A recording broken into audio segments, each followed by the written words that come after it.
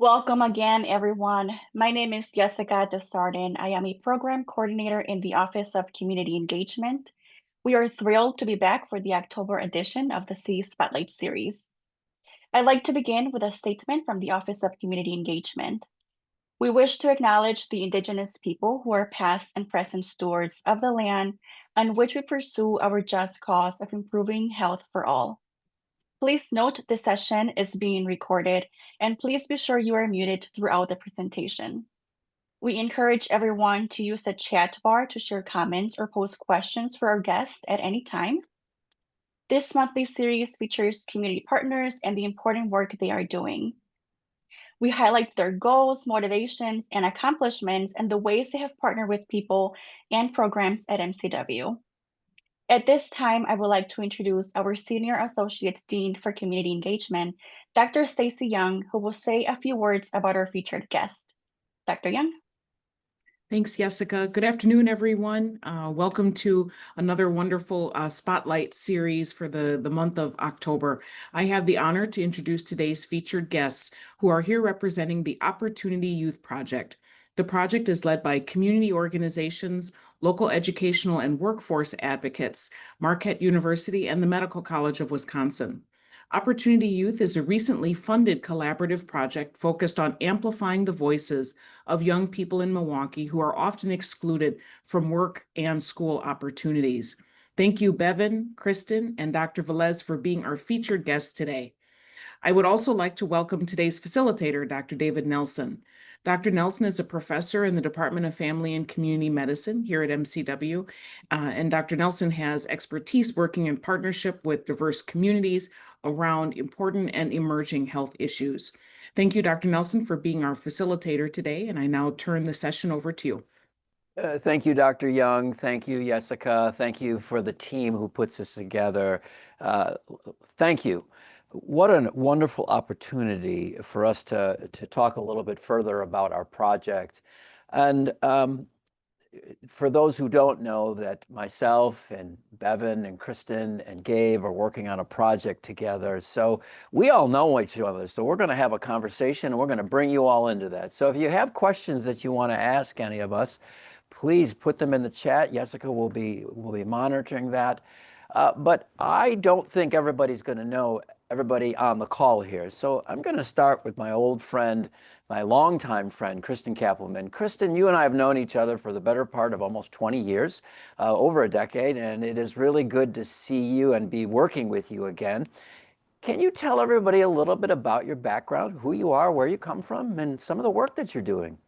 Thank you, David, and thank you to the Medical College of Wisconsin for this opportunity today. We're super excited to be here. So, as David mentioned, I'm Kristen Kuppelman. I currently serve as the Director of Research for Milwaukee Succeeds, which is a department within the Greater Milwaukee Foundation. And we currently have two priority areas of early childhood education and high school success.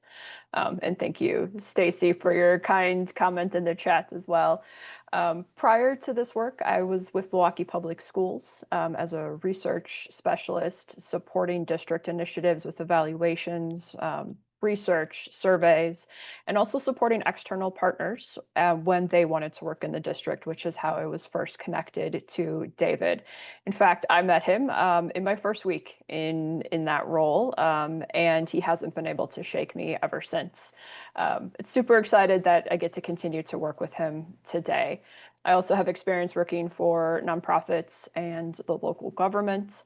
I live in Milwaukee. I have two rescue dogs. You might see one of them. She's been a little active today and in fact has jumped up a few times. So you might see her and she might say hi. But thank you again for having me here today. Thanks, Kristen. We always make room and stop the call for pets, kids, and cats. So I'm going to next go over to Gabe. Gabe, I met you through Kristen, and I've been a fan of yours since we first got introduced, and I just love the way you approach this, and both academically and from a community lens. Gabe, tell everybody a little bit about your background and how you started, just a little bit about who you are. David, thanks. And hi, everyone. Thanks for joining me over this lunch hour. I'm really honored to be here. I've been looking to collaborate with MCW for a while. And and I get to collaborate with Kristen and Bevan on a number of projects, and the first one with David. So I'm an associate professor in the College of Education at Marquette University, and I've been at Marquette for about 7 years now. And my sort of work and background is as a developmental psychologist. Before I went to graduate school, I was a teacher, and I taught in a number of places, New York City, where I grew up, and then I taught in Peru and in Colombia. And so, I kind of do a lot of work that's involved in thinking about education through an equity lens, but also through an ecosystem lens. And so kind of trying to balance the fact that we're in a city, and in a city, there are all sorts of dynamics and systems and connections and, all sorts of things in play, but then also the direct lived experiences of individuals and their own trajectories and their agency and their, part and place in that. And so in this work that I do, where I lead an initiative at Marquette that's called the Black and Latina Ecosystem and Support Transition Hub, I get to do a lot of work where I basically learn from community members, and then I try and see how I can support community members and community organizations like Milwaukee Succeeds, community members like Bevan Christie, who I collaborate with a lot. And I'm excited to be here and talk about this particular project that we're launching off the ground now. Fantastic. Thanks for that, Gabe. I'm learning new things as we go along as well. So I'm going to bring in Bevan now, and I met Bevan through Gabe. And so it's kind of coming full circle, and it's been a joy just to get to know a little bit about you and some of the work that you do and some of the people that we know in common, which is really, I love this about Milwaukee. Bevan, who are you? And tell us a little bit about yourself. Yeah, Bevan Christie. I have a background in education, workforce development, nonprofit leadership, community organizing. I was on the founding team of Carmen Schools of Science and Technology for 11 years. I did their internship program, apprenticeship, dual enrollment, scholarship program. Anything that wasn't in the classroom was me. And we grew from one small school to 3 high schools and 2 middle schools by the time I left in 2019. At the end of 2019, I started my business, Pivot Consulting. And so I've worked with Gabe while I was at, I think it was towards the end while I was at Carmen around the Black Male Achievement Council and My Brother's Keeper initiative. I was contracted by the African American Leadership Alliance in Milwaukee to get Milwaukee, the city of Milwaukee and the county of Milwaukee, My Brother's Keeper certified through the Obama Foundation. We got that certification in 2023, and I'm working on a contract with the city to strategize and coordinate their Emerging Youth Achievement Advisory Council, which was formerly known as the Black Male Achievement Council. And I'm very happy to be here. So thank you for having me. Fantastic. What a wonderful team. I'm going to start with you, Gabe, on this question because I think people are going to go, I don't know what that means. So can you tell let's level set before we talk about the project. What is or who are Opportunity Youth? What does that mean in how you think about this? Yeah, and I appreciate that, David. One of the things that I loved when I first learned about it is just the framing, right? I think so often about how when we talk about areas where there's challenge or there's difficulty or there's room to grow, right? We use deficit language. And I see this often. I myself engage with it a lot, right? And I do think that also ties into broader narratives. So when you think about some of the ways, for instance, Milwaukee gets talked about or shown in the media, right? The types of words that are used are powerful markers of the narratives, the framing, and then sort of drive ignoring or overlooking other areas. And so, starting with Opportunity Youth, I love it because when you don't know about it, you hear it and you say, this is great, right? Like, who doesn't want opportunity for our youth, and who doesn't see those two words as connected as a positive, right? And so what it refers to more specifically, or sort of in the concrete detail, is young people who are not engaged in the education system or in the workforce. And the different age markers that sort of can be used, we're kind of looking 18 to 25, sometimes that stretches a little bit further down. And the idea there is their opportunity because, and I would say that we have not done a good job as a society, sometimes as the organizations who are working with them, to link them into various opportunities. And that's sometimes the framework we take, which isn't really attentive to what's going on for them. And, we'll get into this in the project, but I think it's really interesting because we assume that if they're not linked into those two systems, something has gone wrong, right? And then the idea of the opportunity framing is that there's opportunity to link them into something else. And so part of what we're trying to do with this project is, take this opportunity youth framing, take that idea that they're not linked into those systems, but start with what is going on for them? What do they, what are they involved in? What are they interested in? What is actually serving them? Not just assuming that it has to be bringing them back into one of those two.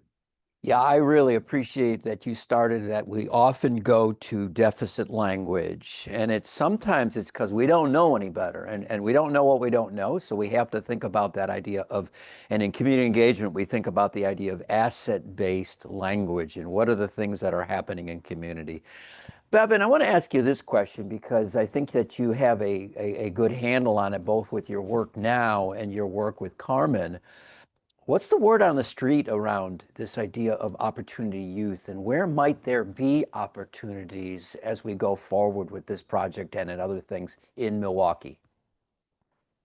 I feel like we miss opportunities with our youth. I think that we try to put them in this box that is our education system, and when they don't fit and, either drop out or graduate, because I don't know the current data, but at one point, I believe it was 60% of opportunity youth in Milwaukee were high school graduates. So it calls into a lot of question, are students actually prepared for options beyond high school? And then if you're dropping out, what does that look like? What interventions? And so I think that the opportunity that we're really missing is to engage our young people around what they have naturally, their natural strengths, their natural abilities, and align them with opportunities to explore that, to build their social capital, to make informed post-secondary decisions. I think that a lot of our young people feel like we have failed them. And I feel like we have as well, because we are trying to put them in this box. And we are also dangling college out there as though that is the answer for everybody, when you can make a really good living with zero student debt in the trades and other, other career fields where you don't need a college degree. That is awesome, and I love the idea that who doesn't want choice? Kristen, I want to bring it back to you, and I know that you might not have it at your fingertips, and I don't want to speak in deficit, but I think that you've seen both sides of this. You've seen sides where you understand where there might be challenges with community and when we don't have as many opportunities. But you've also seen when we give youth an opportunity. I was wondering if you could tell us a couple stories about some of the things that you've witnessed when we literally ask the youth where they want to go and what happens. Yeah, Milwaukee Succeeds has some really great examples of incorporating youth voice over the years. I think our kind of biggest project right now is our Autonomous Youth Council. And we have taken 25 young people between the ages of 14 to 24.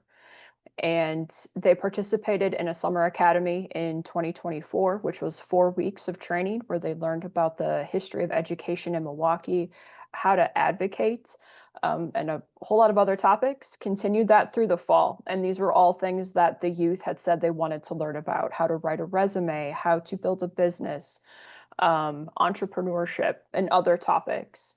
And now these 25 young people have been placed with 8 different community partners across the city of Milwaukee. Everything from leading projects, conducting interviews and facilitating focus groups, to actually serving on boards and having equal partnership and say with adults, which is so important to incorporate youth voice.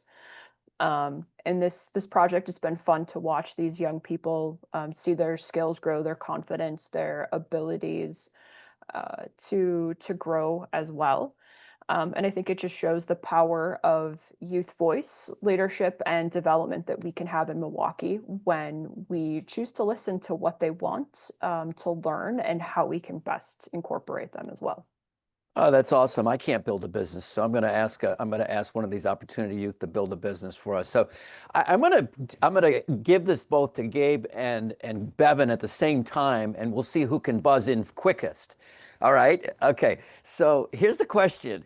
When we give youth an opportunity, what happens? And what happens when we future scope that? Go. So Okay, I'm Gabe. gonna jump in first, just You Go because. ahead. Go ahead. You buzzed in And first. the reason I am is because I'm gonna challenge the question a little bit. And the reason is because you talked about giving youth that opportunity, right? And I just think because, after what Kristen was saying, I think sometimes it's creating the space, it's facilitating. Often though, it's just learning the things that they're doing and then connecting it better, or like folks who want to serve them better, right? So it's just a little bit of that framing, which is interesting. And I think what happens is if we start with where they're thinking, what they're doing, the opportunities they're engaging in, then we just motivate them much easier and better, right? And so, a good example is if I'm just assuming again that they want to, let's say, go to a 4-year institution again in Marquette, and I offer more scholarships, like that's great, and that's going to serve some young people.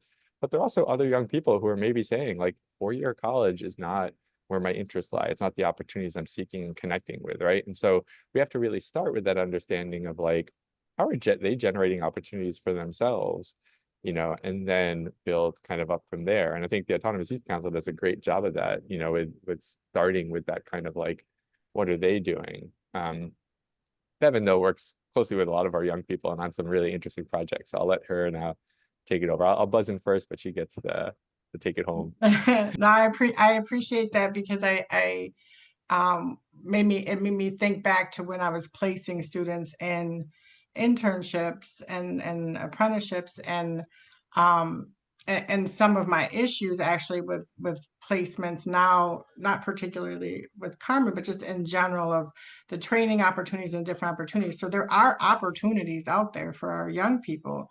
But I don't think that the front end work that, that Gabe was talking about, like getting to know that young person, what are they already doing? What are they interested in? Like I said before, the strengths, their natural intelligences. What does that look like?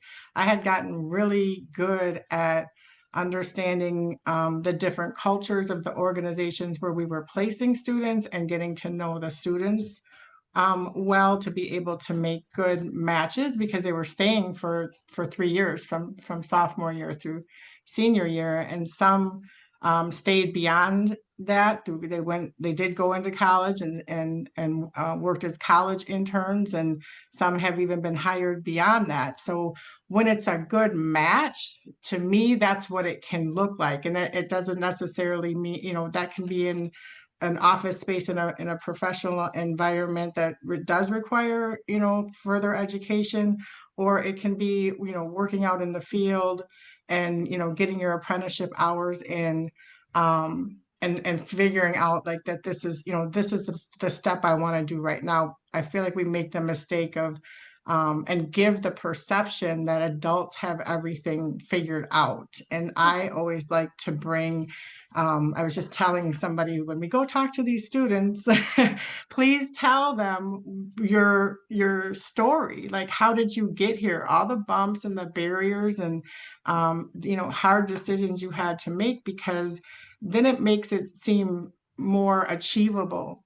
that you didn't have it figured out, that you needed to have, make some of these mistakes and course correct. And, I had one person say, I had a baby when I was in college. Should I say it? Yes, say that. Like, let's, young people want us to keep it real, right? They want that transparency.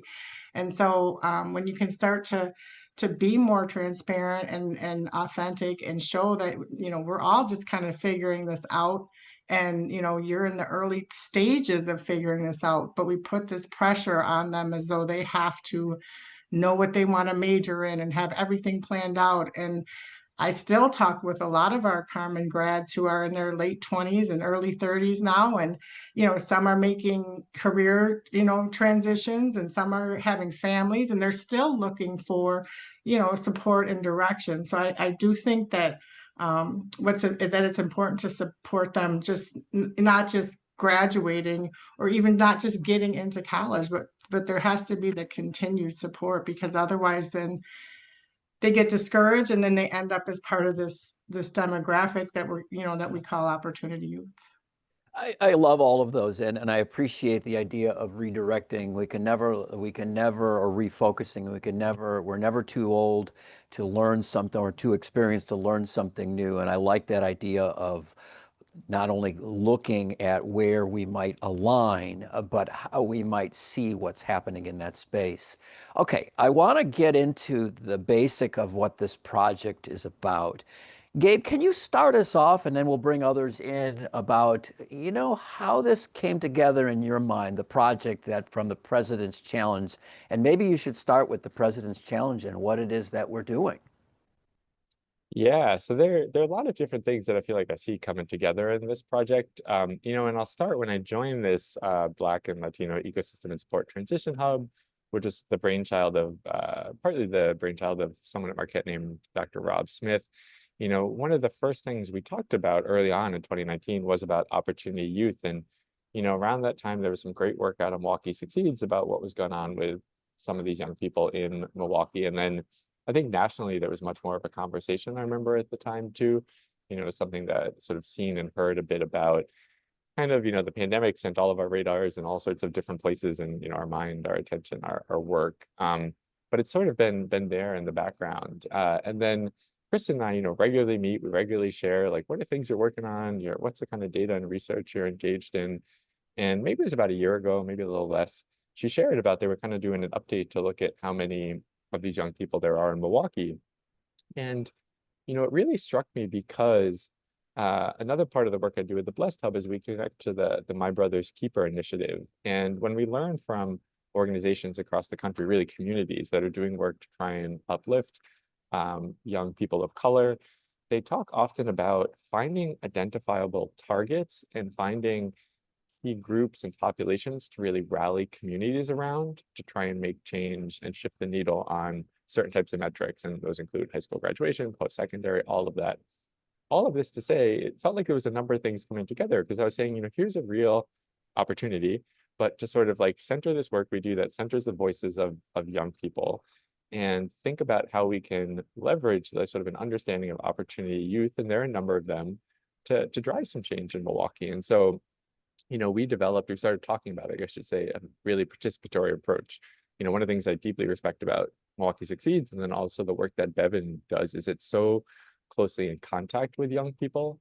And, I'm a researcher who is often, kind of a step removed. And I thought, this would be a great way that we could all come together, really begin with something participatory. So, we're going to look at some of the literature, we're going to look at some of the best practices, we're going to look at those things in obscure academic journals.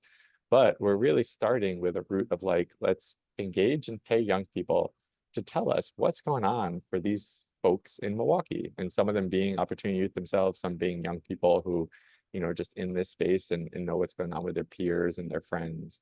And so it kind of like simmered from there.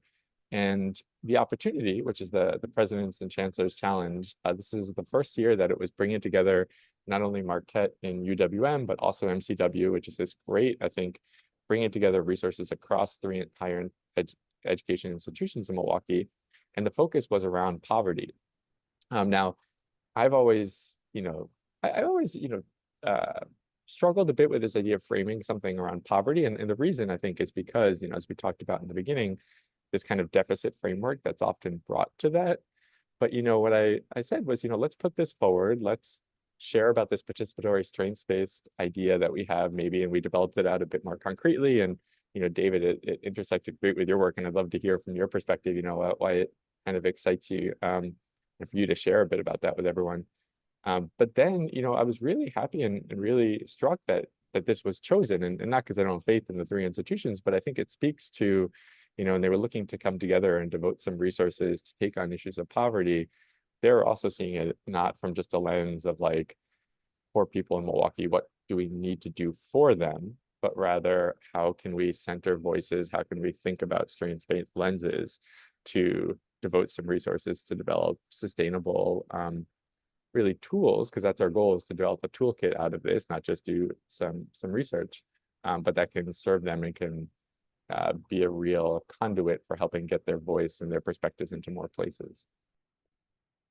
That is fantastic. The notion of why this is important is that we oftentimes put these issues into a singular bucket or lane. And if we think about this, intuitively we would say, well, of course, education goes with economic status and goes with where people will live, and so on and so forth. But we often don't think about how we create those intersections. So for me, as I am a little bit further along my life journey, I think about the next generation all the time and how we can bring people coming through medicine or public health, or even some of the babies that we work with through early childhood education, to give them an equal opportunity for success. And that, to me, is that definition of equity. Kristen, I want to ask you this because I really love this idea around rallying around community. And Gabe said an important phrase that I want to give to you and get your reaction to it and have you speak into it based upon your work at Milwaukee Succeeds. He said, we need to center the voices. Why is that so important? And how do you all do that at Milwaukee Succeeds? It's so important to bring in the lived experiences of our partners and to truly hear from the community. My experience is going to be different from my neighbor's experience, my colleague, my friend, my family, right? And so I can make assumptions as a researcher, as an evaluator, as someone working with data as to what might be needed. And very often, because I don't have experience in that particular space, I'm going to be wrong. And that's why it is so important that we hear from the community as to what exactly they need so that I can check my assumptions, my bias, and ensure that the community gets really what they need in order to be successful. And so for us at Milwaukee Succeeds, like especially when we talk about our data and research work, we have data equity standards that we follow that guides all of our projects. And that includes everything from compensating our participants for our research and evaluation work, to being cognizant of the language that we're using, specifically to not be, deficit based, to really try and use people language.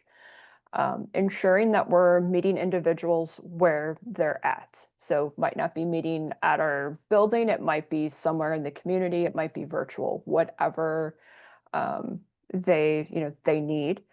And just ensuring that we have the community as our guide, really helping everything that we do. Right on. Bevan, in your experience, when you've seen that happen, those things that Kristen and Gabe are talking about, do you have any stories about what is possible when we check our assumptions, we have this idea around language and checking in with the community? What are some things that you've seen flourish in that area? It's hard to pinpoint something where we've listened to youth and acted. And I hear it a lot. I think that there has definitely been a lot of intentionality around convening young people and hearing back from them. But if things are being done, they don't necessarily know. So they feel as though they've been kind of, used,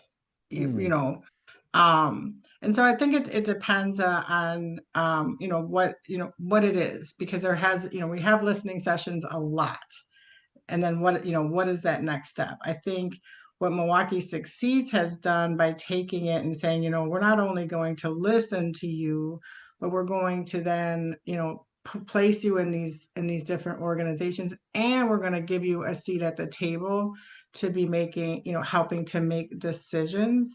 I think that's huge. One of the My Brother's Keeper communities, their model communities is Newark, New Jersey, and they did something at the state level, but specifically for the city, that young people 16 and older can vote in the school board elections. And so I think having having that voice and then also understanding what that means, because sometimes we're like, oh, here, and we don't do like the work to help them understand and effectively use those opportunities and give it to them in a bigger picture. So I think that anytime young people or old people, when you feel vested in something, you're going to have better outcomes. People feel ownership of that, and will then push back when they see, like, oh, this isn't necessarily going the way that we envisioned it. And also we tend to hear from young people, like let's say we heard from young people in 2020. Well, a lot has happened, right? Even if we look at post-pandemic, just the last couple of years from post-pandemic, a lot has changed, right? And as Kristen said, none of us have grown up during a pandemic and with access to social media and the internet and everything the way our young people have today. So you absolutely cannot make any assumptions. My 16-year-old experience is far different than anybody else's current 16-year-old experience. And historically we haven't listened to kids, right? We think that we know best and we have this lived experience, and we do, but why does it have to be one or the other? And historically, we've seen it's the young people who have pushed to make change, systemic change, that has really brought us, where we are today. That's fantastic. Thank you for those examples, and people are chiming in on that. Gabe, I want to pivot to some of the research that you've seen and some of the things that you've worked on and some of the things that you've read. Talk to everybody about this cultural moment that we're in. What does it mean from up 2020 to 2025 and beyond, where it's like, man, that seems like ages ago, but we are in a cultural moment. If you can speak into that, what you're reading about and some of the things that you're seeing. Yeah, so I'll start by saying, I think to the point in the conversation that was just being had, right? Like I'm sitting here as this developmental psychologist. I'm 40 years old, right? I'm white, half Latino, not from Milwaukee. So all of these things are, from my perspective and what I'm seeing in research and data that's very like broad. And I always say that because I think that is a challenge. It's a challenge for us humans as cognitively, but also just in the ways we engage, is to like see large data and understand that this is true. But then how do we think about and apply that to individual cases or individual youth, right? I teach developmental psychology, for instance, and I talk about like, we know that trauma and adverse childhood experiences, I'm speaking to MCW folks, right? We know those have impacts on young people.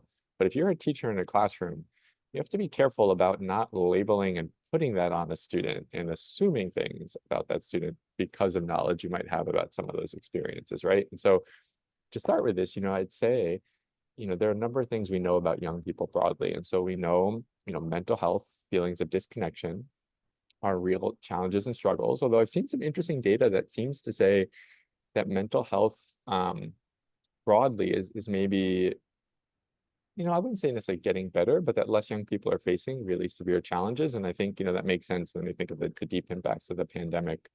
But part of that has also been a growing attention to the roles that smartphones and social media might be playing in their lives and, for many young people.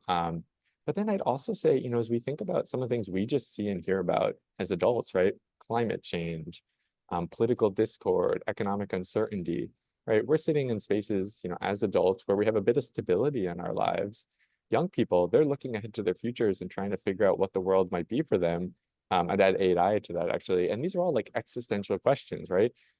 Some of the conversations around climate change and how it might radically reshape the world, right? Some of the conversations around AI, in the popular book that's now out and being talked about a lot about, like, if we build it, it will destroy us all, right? And then things like economic uncertainty, what will the future job markets look like, let alone, for some of these young people, what will my benefits look like, when the calendar hits, November 1st. But so there's a lot of kind of uncertainty and these broader anxieties, I think, in the world for young people. What I will say is when we look generationally too, though, younger generations right now are much more entrepreneurial.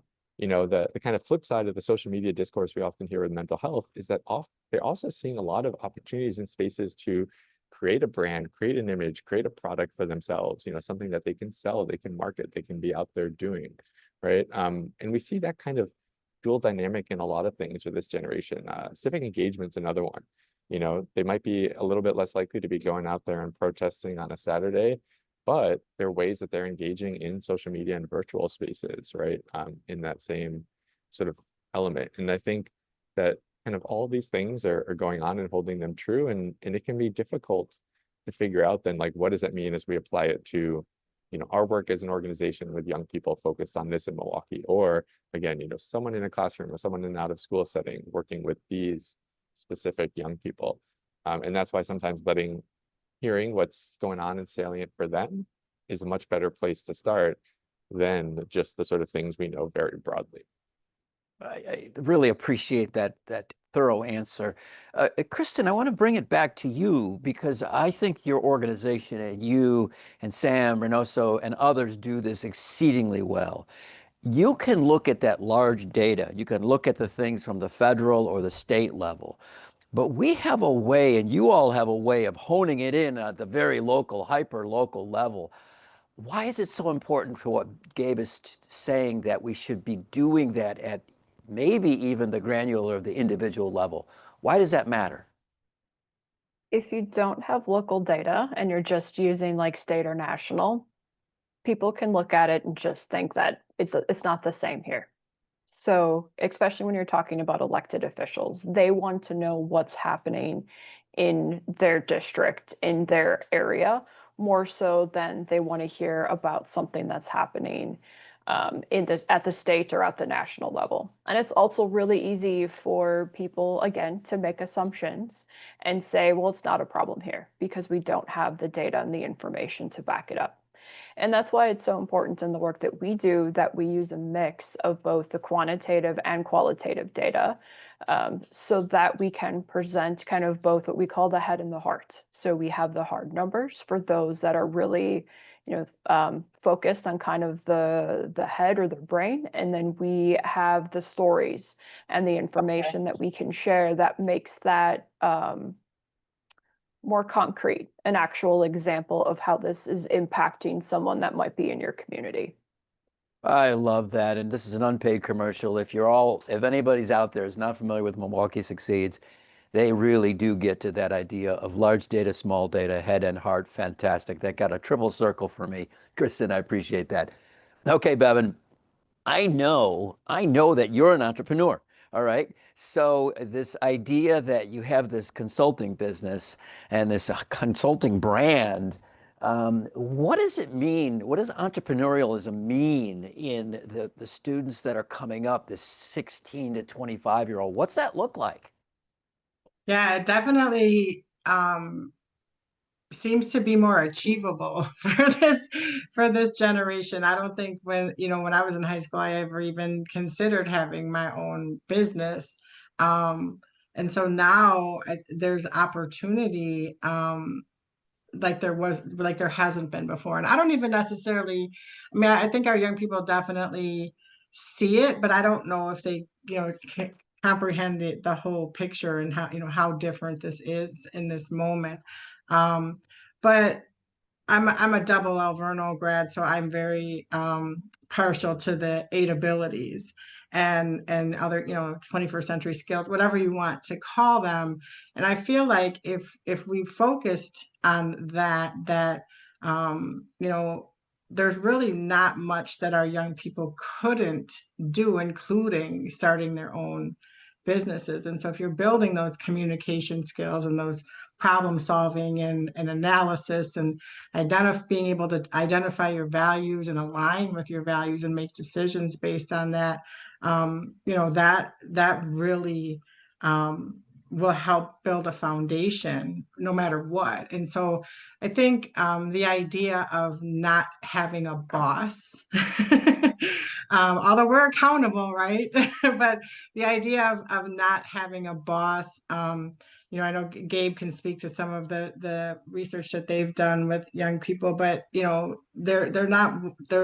work is different now, right? And there's this gap between what generations think work should look like, what productivity looks like, When we were doing intergenerational dialogues, we're hearing young people say, I'm not lazy. I appreciate that you may have had to start working at 12 or 13 years old, but that doesn't make me lazy, right? And so there's just a lot of pushback, I think, from our youth, especially around what does work look like. I've heard people say, "Oh yeah, all the young people want to be an entrepreneur, but they don't know what that means."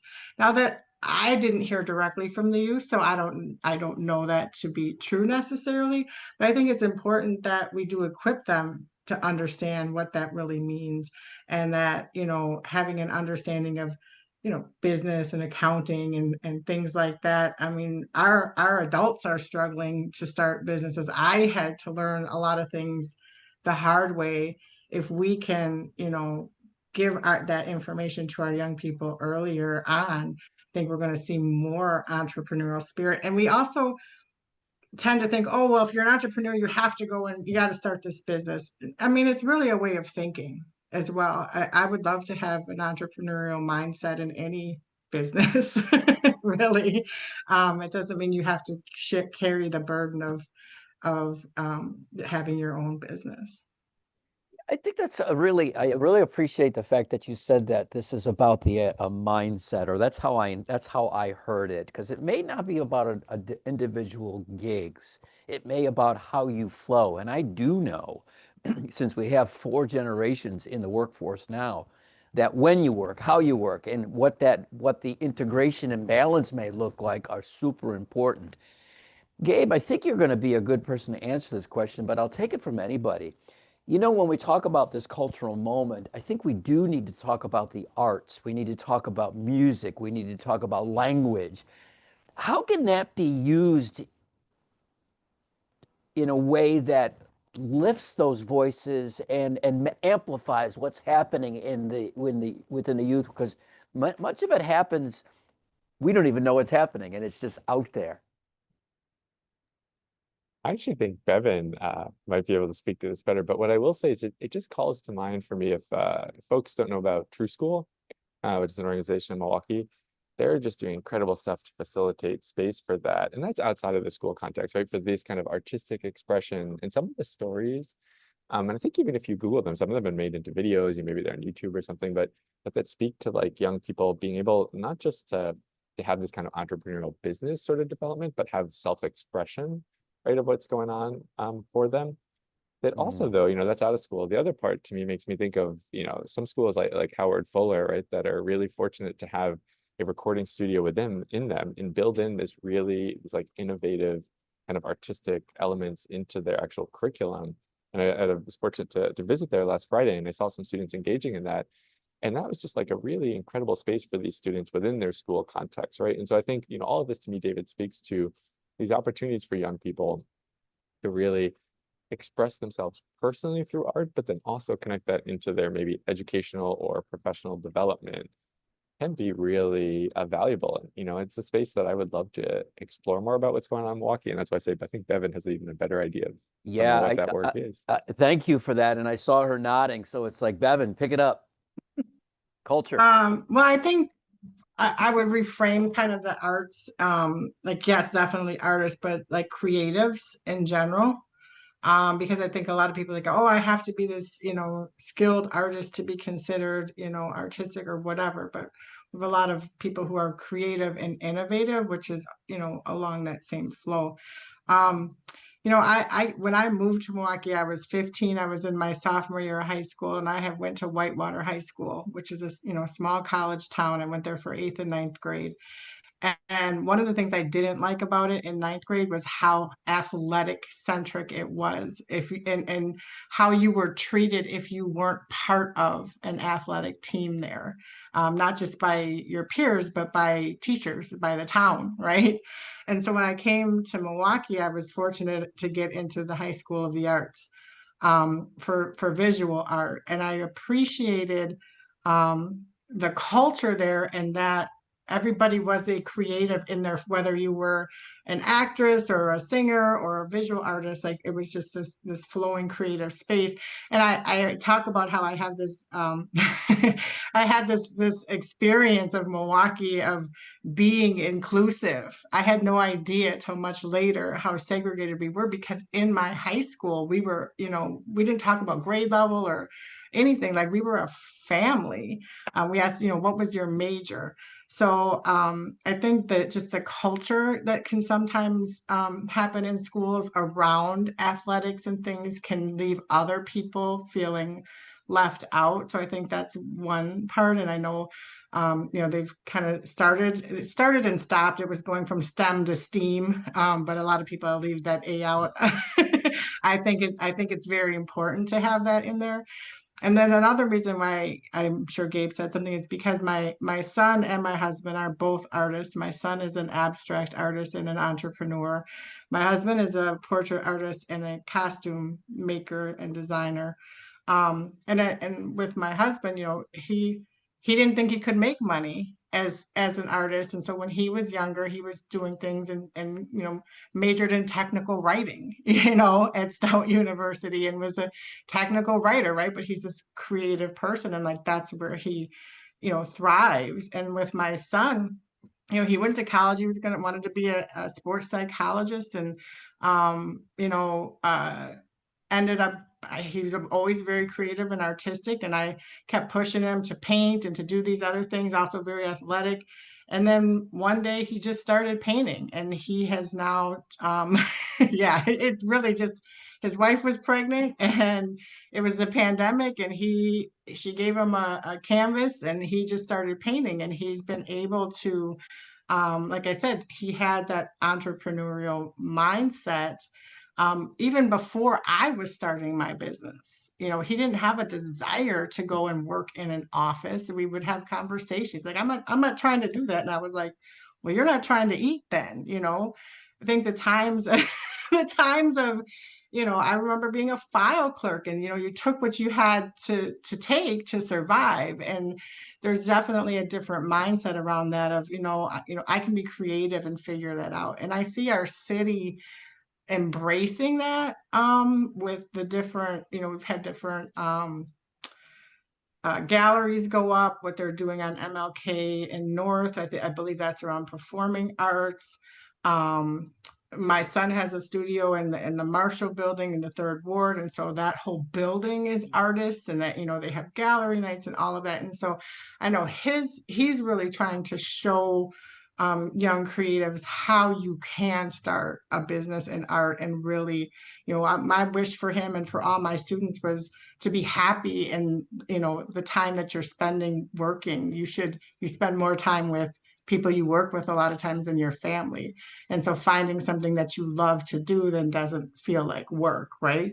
And for some people that might be entrepreneurship, and for others it might be going into healthcare, right? There's creativity in there too. I think we like to put it in this box, but I think it's very important to embrace that, because that's where innovation comes from. Fantastic. I can't get past that. If your husband's a costume designer, what Halloween costumes must look like in your family. So that must be the bomb. And we were Maya in the 3 this year. So if anybody doesn't know what that is, look it up. Either that or nobody in the family gets anything because he's busy doing for other people for money. Kristen, Bevan said something that I want to highlight and get your reaction to. She talked about Howard Fuller Academy. And I know that Milwaukee Succeeds is right next door at the Thrive on King building. Can you speak into the importance of place and culture and connecting with community from the vantage point of Thrive on King? Yeah, absolutely. It's very exciting to be in a location like Thrive on King, not only with our partners that are in the building, like the Greater Milwaukee Foundation, the Medical College of Wisconsin, Versity, JobWorks, Kinship Cafe, but also to be in that community, in that space. One of our projects that we're working on right now is trying to find out what childcare providers in the Thrive on King neighborhood need.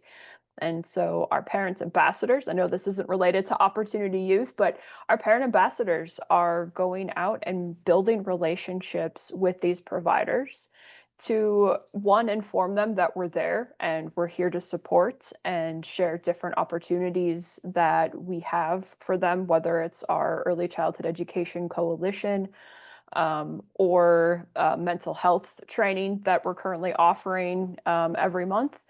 And ultimately, we'll start to do an assessment with them to learn more about the needs and how we can best support them.